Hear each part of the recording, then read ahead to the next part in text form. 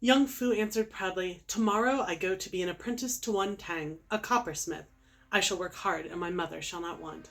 Continuing with my read through the Newbery Award winners, today we have Young Fu of the Upper Yangtze by Elizabeth Foreman Lewis. This won the award in 1933. Elizabeth Foreman Lewis was born in 1892 in Baltimore, Maryland. She grew up there and attended the Maryland Institute of Art. She worked for a while as an architectural designer of dollhouses, which is so interesting. She was also heavily involved with the work of the Methodist Church, and in 1917, they actually sent her to China as a missionary. While she was there, she taught English literature, physical education, and commercial law. She quickly fell in love with China and the Chinese people. She loved books and words and had lived by several proverbs growing up, so she loved learning the Chinese proverbs and just really was taken with the people and the cultures there.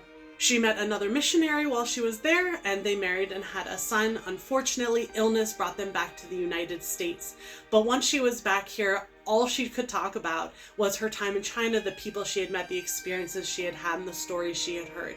So a friend recommended that she write a book, and Young Fu of the Upper Yangtze was the result of that. This book is a coming-of-age story about Young Fu. He is a young boy whose father has died, and so his mother is able to get help to arrange for an apprenticeship with a well-respected coppersmith named Tang. However, that means they have to leave their farm and move to the city of Chongqing.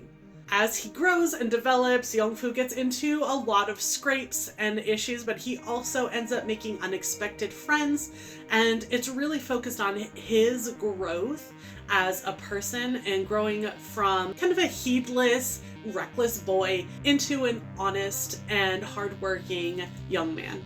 Though there are a couple of threads that carry through, the focus, it's very kind of episodic in the focus on incidents that he experiences day by day, and how those impact him and help him to grow and to learn. Because of that, you might think that it might be a little dry, but I found myself really engaged with the narrative, wanting to follow him and the people that he met, and really invested in his development. The book is set at a very tumultuous time period in Chinese history, but even though those things kind of encroach and come in on that, the focus isn't on those big historic events, but the small day-to-day happenings of people of the lower and middle class and the things that they were dealing with and how they were coping with some of these bigger changes and the things that they are encountering on a daily basis. You can really tell how much Lewis respected and cared for China and the people there, and though she is obviously writing it from outside her culture, it didn't have any of those problematic elements that I've seen in some of the other books that I've read.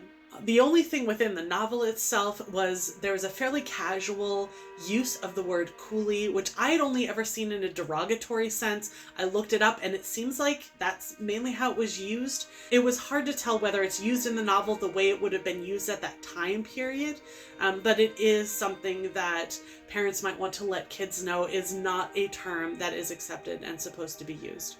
I read the 50th anniversary edition, and it includes a note section in the back by Alison R. Lanier, and it incorporated some information from notes in the 1932 edition, and it was designed to contrast life in China as it's described in this book and at the present day of when that was written. And this was actually the most problematic part of the book for me, and that is obviously not Lewis's fault, though it's hard to tell what notes are adapted and what it's all just integrated.